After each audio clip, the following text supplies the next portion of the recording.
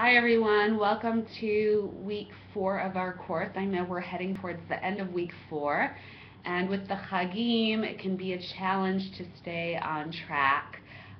Please post your postings today for week 4 so that by Sunday we can be in dialogue with one another and seamlessly shift into week 5 when I know we yet have another Chag. Please post to the narrative wiki and to the discussion forum of sharing our stories. About your manchim, most of you have been sent your manchim matches, and I will be sending a bit more information to your manchim today about the course, and hopefully you can start to set up your first meeting with your mancha or manche. There are just 2 of you who have not heard yet from me. That is because I'm waiting for confirmation from the person who's supposed to be your mancha. Hopefully by the end of today, everyone will be all set up and we will continue forward, so stay tuned.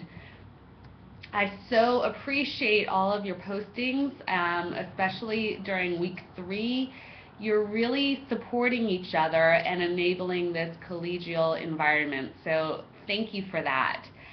You certainly have lots of wisdom to share with each other regarding classroom management. Of course, it's always easier to look from the outside and give guidance to someone else, and that's why it's so great that you're able to give each other feedback.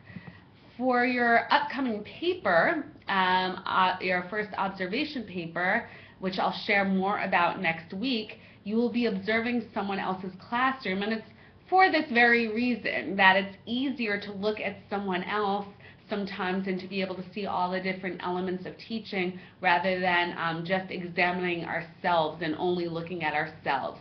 Now, of course, as I've said before and say in the observation write-up, you will not be evaluating this other teacher. There's the difference.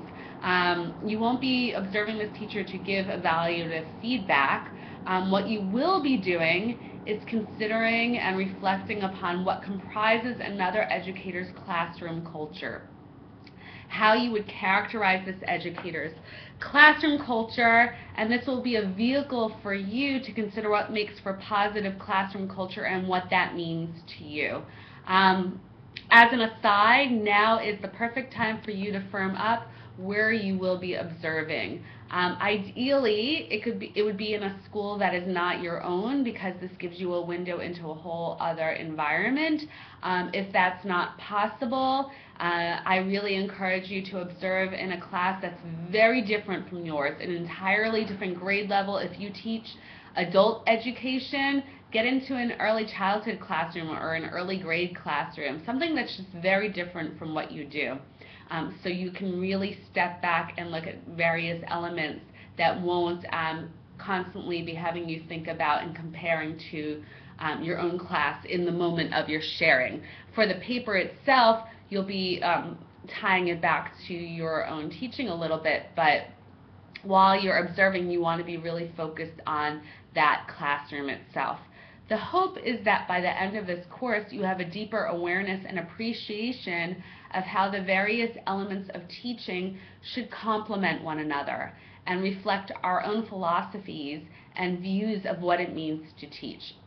In other words, we want our classroom culture to reflect our own classroom management style, to have alignment with what we see as our voice, the elements of katimba, if you recall, how we use our hands, our intonation, the way we connect with our learners. And this should also align with our classroom setup, the way that we place the chairs and the table, where we stand. All of you submitted diagrams to me of your ideal classroom. Well, this should all be in alignment with what you see as a positive classroom culture. What we select to teach. Some of you wrote to me in your individual emails last week the things you want to consider about your own classroom style, what you teach and how you teach. Yes, this is all connected. The materials and texts that we select, how we frame questions, the way that we use handouts, if we use handouts, the readings that we select, and how we choose to teach it, our modes of instruction. We want all of this, and I know it's a lot to consider. That's why we have a full course to consider it, how all these elements complement one another, or perhaps how they don't complement one another and where something's out of alignment and we want to readjust. For example, if you say that you want to promote interaction and engagement with your learners, but all you do is frontal teaching or one-on-one work with individual students, and there's no opportunity for group discussion or small group interaction and work, you'll want to consider what needs to shift. And another example, if you want to promote critical thinking and you say that's really important to you, but there's very little opportunity for your learners to ask questions of each other and of you, you want to consider what you want to shift, what's out of alignment and what you want to shift. If you want to have a lot of student-directed, individualized learning, where they're able to create self-directed projects, but everyone's sitting in a big circle all the time with no access to tables or other materials, you will want to consider if this is the best classroom setup for you. So these are just 3 small examples of how things might not be in complete alignment to promote your ideal classroom culture and to reflect your philosophy of what it means to teach. As we move into week 5, we will continue to explore how our use of narrative and of stories contributes to this classroom culture.